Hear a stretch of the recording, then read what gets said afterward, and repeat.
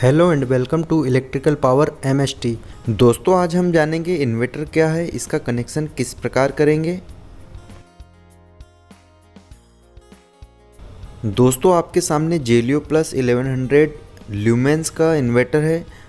दोस्तों इन्वर्टर का काम डीसी में कन्वर्ट कर बैटरी को चार्ज करता है और बैटरी चार्ज होने के बाद हमारी सप्लाई जाने पर बैटरी से डीसी सप्लाई लेकर एसी सप्लाई में कन्वर्ट करता है। क्योंकि दोस्तों हमारे घरों में जो उपकरण लगे होते हैं वह एसी सप्लाई पर कार्य करते हैं, इसीलिए हमें इन्वर्टर की आवश्यकता पड़ती है। ये साइन आपकी पावर सप्लाई ऑफ होने पर इंडिकेट करेगा।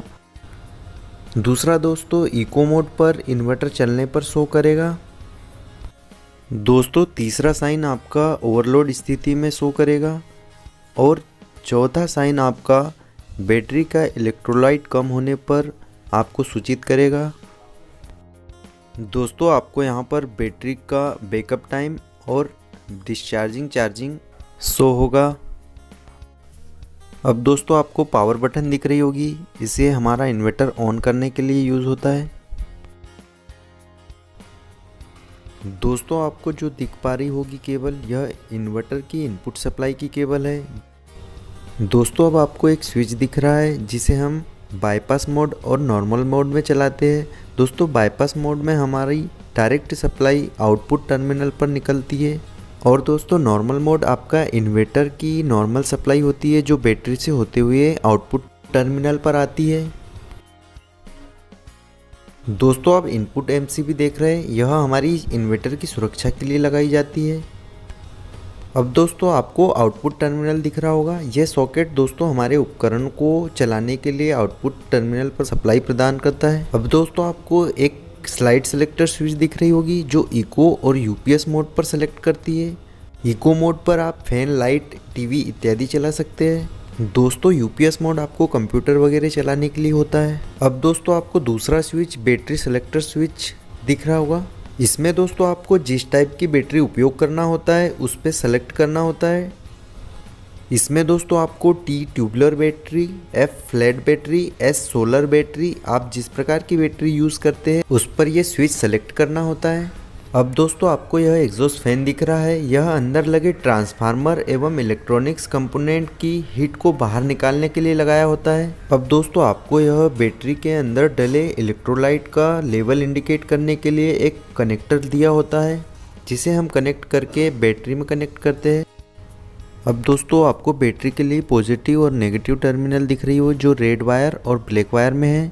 दोस्तों रेड वायर बैटरी के पॉजिटिव टर्मिनल पर कनेक्ट करेंगे एवं बैटरी के नेगेटिव टर्मिनल पर ब्लैक वायर कनेक्ट करेंगे। दोस्तों आपको यहाँ दिया हुआ है कि पोलैरिटी सही लगाइए, बैटरी में प्लस की जगह प्लस, माइनस की जगह माइनस कनेक्ट करना है, नहीं तो दोस्तों आपकी बैटरी शॉर्ट हो सकती है।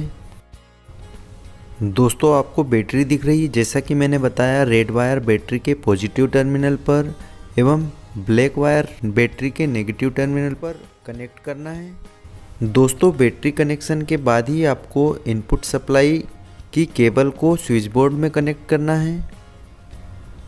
अब दोस्तों आपको स्विच ऑन करके इन्वर्टर ऑन कर ले।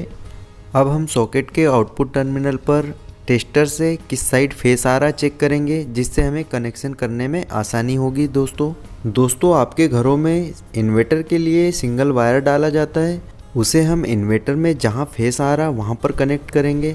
तो चलिए दोस्तों हम इन्वर्टर से सिंगल वायर का कनेक्शन करते हैं। दोस्तों आप इन्वर्टर को उचित स्थान पर एकदम सावधानी पूर्वक रखिए जिससे हमारा इन्वर्टर ख़राब ना हो। दोस्तों चैनल को सब्सक्राइब कर वीडियो को लाइक शेयर अवश्य करें। दोस्तों आपके घरों में कुछ इस प्रकार से कनेक्शन हुआ होगा, जहां मीटर में इनपुट सप्लाई फेस न्यूट्रल आती होगी और आउटपुट टर्मिनल से फेस न्यूट्रल हमारी डीबी बॉक्स में जाती है, जहां हम एमसीबी के इनपुट टर्मिनल पर कनेक्ट करते हैं। दोस्तों आउटपुट टर्मिनल से ब्लैक वायर आप न्यूट्रल बस बार में कनेक्ट हो जाता है और रेड वायर आप एमसीबी के इनपुट टर्मिनल पर कनेक्ट कर देते हैं। दोस्तों आपके घर में स्विच बोर्ड में कुछ इस प्रकार से कनेक्शन हुआ होता है, जहां हमें फेस स्विच के इनपुट टर्मिनल पर कनेक्ट कर देते हैं एवं न्यूट्रल को सॉकेट के एन टर्मिनल पर कनेक्ट कर देते हैं। दोस्तों अब फैन के लिए आपको रेगुलेटर से होती है फैन में कनेक्ट कर देते हैं और एक स्विच सॉकेट के लिए हो जाती है, बाकी स्विच लाइटें और अदर कंट्रोल के लिए होती है। आपका ग्रीन वायर सॉकेट के ग्राउंड टर्मिनल पर कनेक्ट होता है।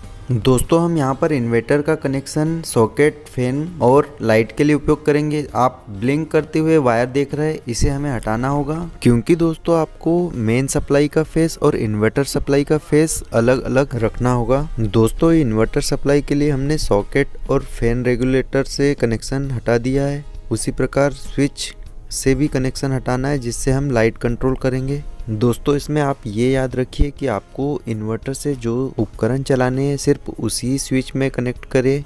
अब दोस्तों इन्वर्टर के आउटपुट सॉकेट से आपको फेस वायर उठाकर आप एक सेपरेट एमसीबी में कनेक्ट कर दीजिए और आउटपुट टर्मिनल से वायर को ले जाते हुए आपने जो फेस का वायर अलग किया था उस स्विच के इनपुट टर्मिनल पर कनेक्ट कर दीजिए एवं दोस्तों उसी स्विच से लूप उठाकर लाइट की स्विच पे कनेक्ट कर दीजिए।